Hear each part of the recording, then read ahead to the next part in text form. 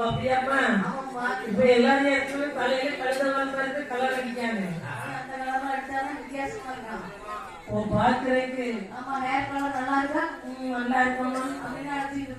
இப்படியான கைலாயத்தில் நம்மளுடைய உலகம். நான் ஒரு அன்று தொட்டு இன்று வரை அவர் தான் படைக்காரு. நம்மளை படைக்கும் போதே நம்ம தலையில பொன்மூசி வச்சு எழுதுவார். ஆமா, உங்களுக்கு இவ்வளவுதான் சாப்பாடு, உங்களுக்கு இவ்வளவுதான் வருமானம், உங்களுக்கு இவ்வளவுதான் தண்ணீர், உங்களுக்கு இவ்வளவுதான் பிள்ளை குட்டிகள், வாழ்க்கை இவ்வளவுதான், வீடு வாசல், என்னென்ன உண்டோ அதெல்லாம் ஆரம்பத்துல இருந்து உயிர் உள்ள மட்டும் இருக்கிறத நம்ம தலையில பொன்மூசி வச்சு எழுதுவார். அழகா எழுதிடுவார்.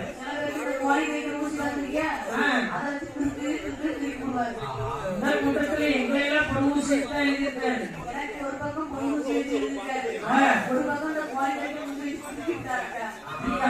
இருக்குதான் இருக்கும்.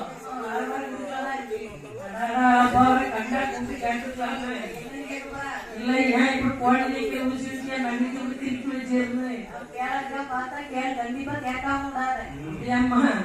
அதாவது பிரம்மனுடைய படைப்பு இதுதான் அப்படின்னு சொன்னாலும் அதுதான் நம்ம உழைக்கும் பொருளை வயதான காலத்துக்கு தேவைங்கிற அளவுக்கு நாம என்ன செய்யணும், சம்பாதிச்சு நமக்குன்னு வச்சுக்கிடணும்.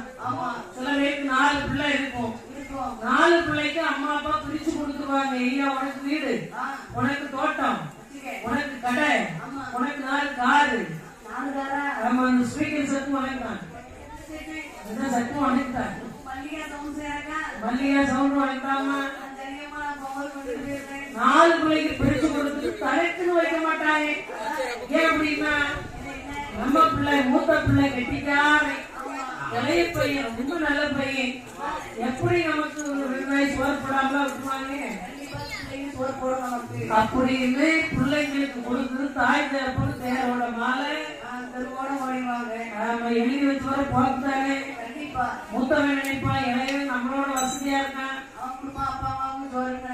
ஆமா, இளையவன் என்ன சொல்லுவான், அண்ணன் மேல பாக்கணும். இப்படி கடைசியில பிரச்சனை ஆயிடும். அதனால தாய் தகப்பன் உதாரா இருந்துக்கிறான். வல்லரைக்கன் அங்கு வந்து நின்று கொண்டதற்கு அங்கே அற்புதங்களை ஆச்சரியத்தோடு கேட்டான். இதுதான் பிரம்ம உலகம். நம்ம நேர ஒரு உலகத்துக்கு வந்து பாம்பனையில ஒருவர் நல்ல நீல கலர்ல படுத்திருக்கிறார். அவர்தான் இந்த உலகத்தையே ஒரடியாக கடந்த வைகுண்ட வாசலில் இருக்கக்கூடிய வைகுண்ட உலகம் நமோ நாராயணன் பண்ணி கொண்டு இருக்கிறாரப்பா. அருமையான உலகம். அவர் பாதத்தை தொட்டு விட்டுருக்கேன். கோவிந்தா கோவிந்தா கோவிந்தா. திரிசூலம் எடுத்து அழகான வீர சடை,